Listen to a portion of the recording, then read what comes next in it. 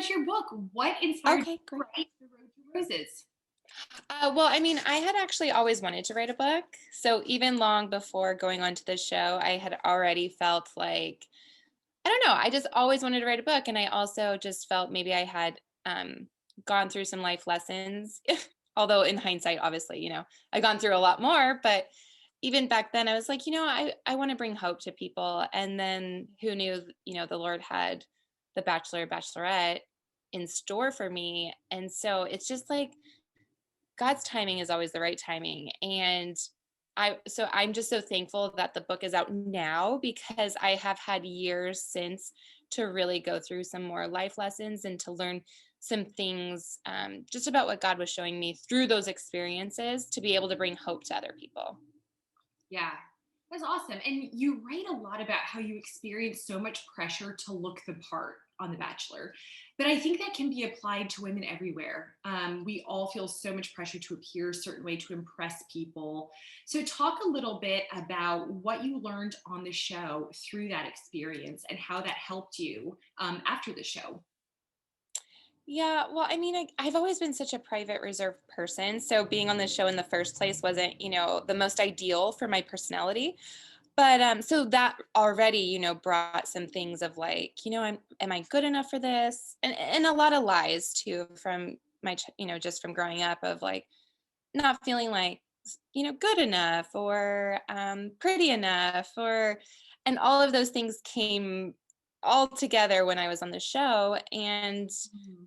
I mean, yeah, it's a more heightened position with needing to look a certain part, and also the pressure to live up to the expectations of viewers.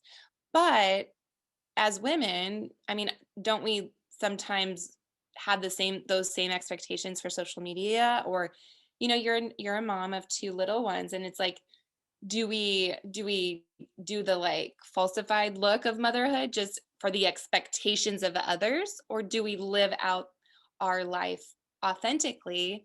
um and so I think from the show I just realized just how much I love to live out authentically. Like I don't want to be put into a box. I don't want to be um I mean, even just being the Bachelorette, I'm in this bubble of preconceived notions of what a Bachelorette is, and it's just interesting to go through that and then to learn through that just how much we don't need to care about what other people think, and to really step into our identity and not what other people want our identity to be.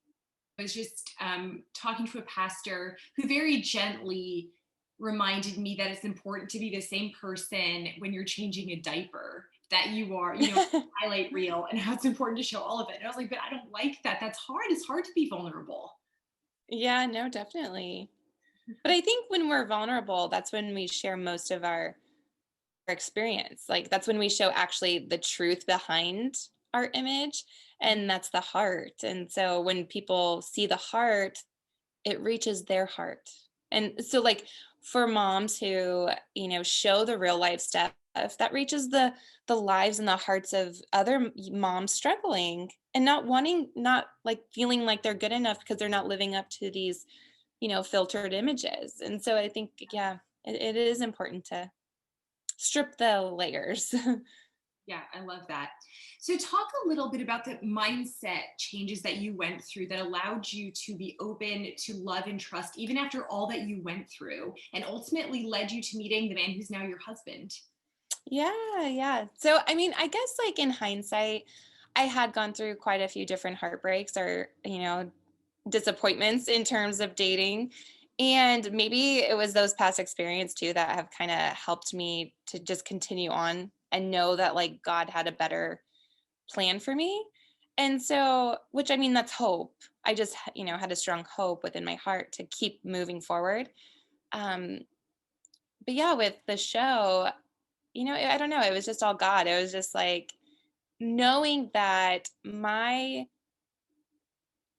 desire, or like all of our desires, isn't necessarily what God's desire is for us. Mhm. So like our wants, like on the checklist of what kind of guy we want. That's not necessarily what God knows we need. It's what Mhm. we want, but it's not what we need. And so with the show, it was really cool to have all of that come just like right in front of me, Like it was such a lot of people didn't see it this way, but it was such a beautiful thing that happened because um I was kind of like back into the same mindsets of my previous self of dating and, being intrigued by the ones that were flighty and emotionally unavailable.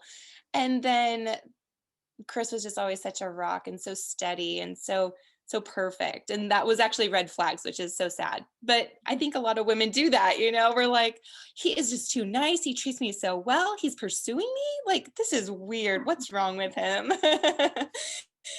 And I don't know. It was just so cool to have that have happened because otherwise, if I didn't have Chris also right there during like a heartbreak, I probably would have went right back into my same mindset of dating, and it's really unhealthy.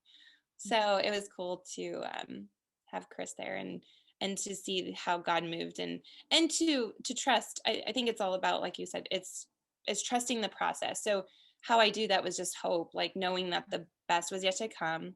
And for me on the show, it was there. So it wasn't just to come, it was Chris was there ready for me. And so I love that you say that God, what you think you need isn't necessarily what God has for you. and it's funny because we really truly deep down think, oh, I know what I need. Because one thing that was helpful though for me personally going on to the show was that I had been through past dating experiences, um, and heartbreak, and just knowing when someone wasn't right for me. So I felt at that moment in time like I was really ready because in my mind I was like, I know what I don't need. But it's so funny how the heart can really be deceived because once those feelings start coming up again, which is intrigue and like pretty much lust, if you allow those to like lead you, you fall right back into what you said you didn't want. And so, and it's just so, it's hard to break patterns. It's hard to break those type of things that have been instilled in us, or even the thoughts of a lot of women, even myself, like, oh, you don't deserve that guy that's like Prince Charming, or it's like, he's just too good, or when there's those type of red flags that are actually like healthy, you know what I mean?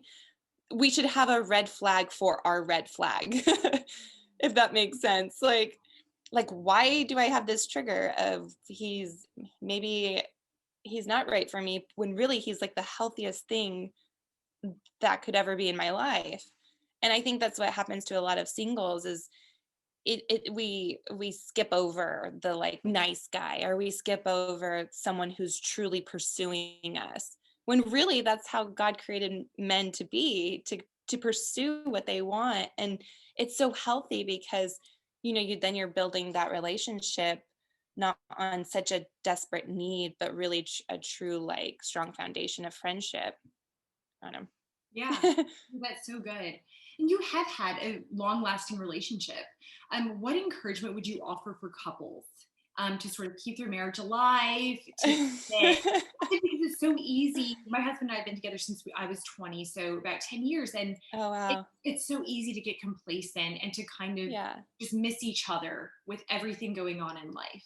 Oh, yeah. Well, especially with little ones. I feel like once babies come in, it's like a whole, if you're not careful, then you just go about the day without even like if this is actually something I have to work on too. If something's bothering me, I have to bring it to the forefront, which is harder to do when you're just so busy with babies and kids and work. And it's almost easier to just brush it under the rug. Um, and so I think it's important to always be transparent and always communicate what you're feeling. And that's something I have to work on too, because I hate just conflict or anything. So I just love everything to be, cheery.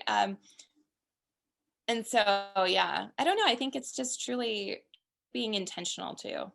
So I got to talk to Ben Higgins, who is a bachelor recently. I got to Hmm. talk to him earlier this year because he wrote a book, and I asked him what Yeah. he thought God was teaching him during his time on The Bachelor, and he said he believes God was humbling him during his Oh, time on that's The very Bachelor. good. So, what do you think God was teaching you during your time on The Bachelor and The Bachelorette? Honestly, he was teaching me to stand out because I am super reserved and quiet, and like I never felt confident in my own voice or even in anything.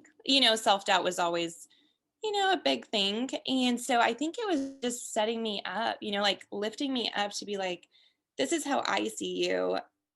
Although then I did learn a lot about rejection and the turmoil of like other people's opinions. But honestly, he was strengthening me like Mm. so much because I yeah, I mean, I got a lot of hate from even just sending like one person home. I would get like messages on messages on like thousands that saying, "You're dumb, you're stupid." And then after, I chose Chris, it was just another explosion of hate. And so I had to go through that, because I always just wanted to be liked. And I think he taught me like, you don't need to be liked because I love you. Like I didn't need to find my identity in other people. I needed to really find my identity in him. And so that's a life lesson that honestly, even up to like once I had Asher, my firstborn, I felt like I took a step back to be like, okay, I've just been go, go, go, go, go, go, go, go, go because of the show and because of the opportunities, but none of those opportunities were like the right one. You know what I mean? And so once I was forced to slow down, that is when, I felt more, I started seeking a little bit more and truly finding my identity in him. Because also as a new mom, you can find your identity just in motherhood. Mhm. And it's hard. You have like an identity crisis. Well, for me, because I personally like I need to work and I'm a creative. So I have to use those gifts. Like I have to create in order to feel sane and to feel like myself. And so it was, it was a lesson I had to like learn. My identity isn't just in the duties I do as a mom and a wife. Like I am Desiree. Like I have, you know, other fires and sparks within me to really live out my identity that God wants for me. So So, how has your Mhm. faith in finding your identity in Christ? How has that continued to impact your life post Bachelor as you enter the world of parenting and the business world? How does your faith still guide you today? Oh man, I mean, it is my compass. I think that it needs to be. It needs to be our compass for every decision. Everything, especially now. The decisions we make now are huge with everything that's coming. You know what I mean? Like these are life decisions, not just like what am I going to eat for lunch? It's like now that you have kids too, it's like these decisions shape their generation.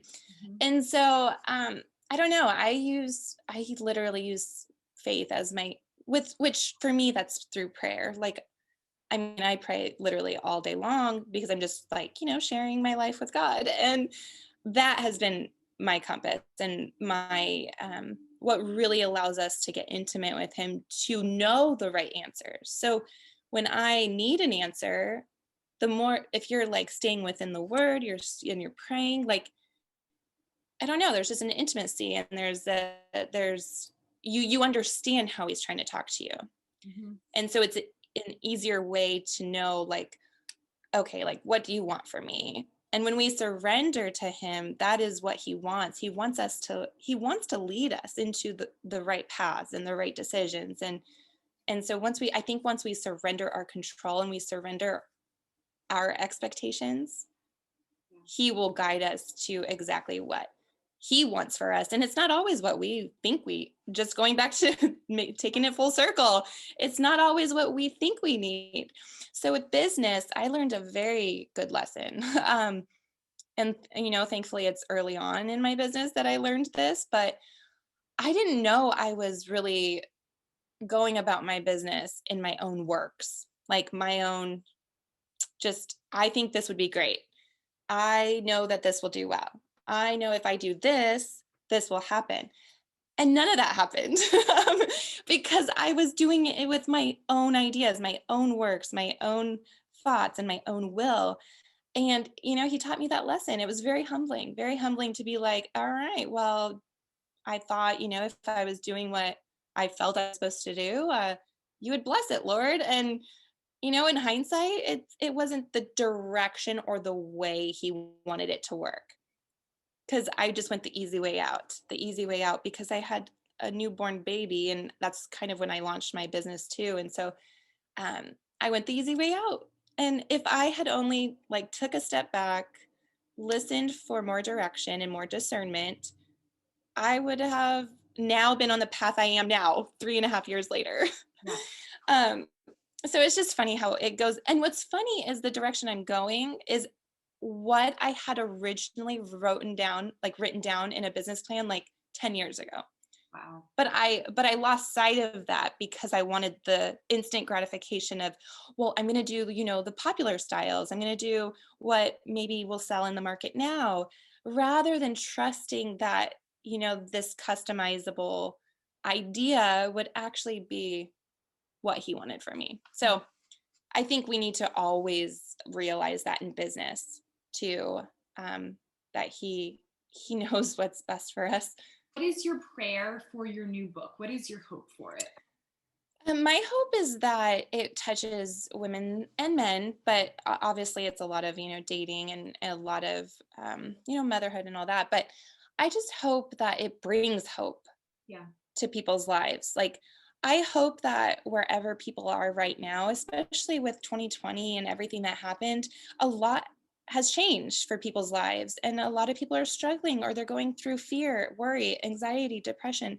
And a lot of people don't know what their future holds. So I just pray that through my experiences and through the strength I found, that they can also find the strength to keep going, keep pushing forward, and to know that, there's more to come. Yeah. So just keep pushing.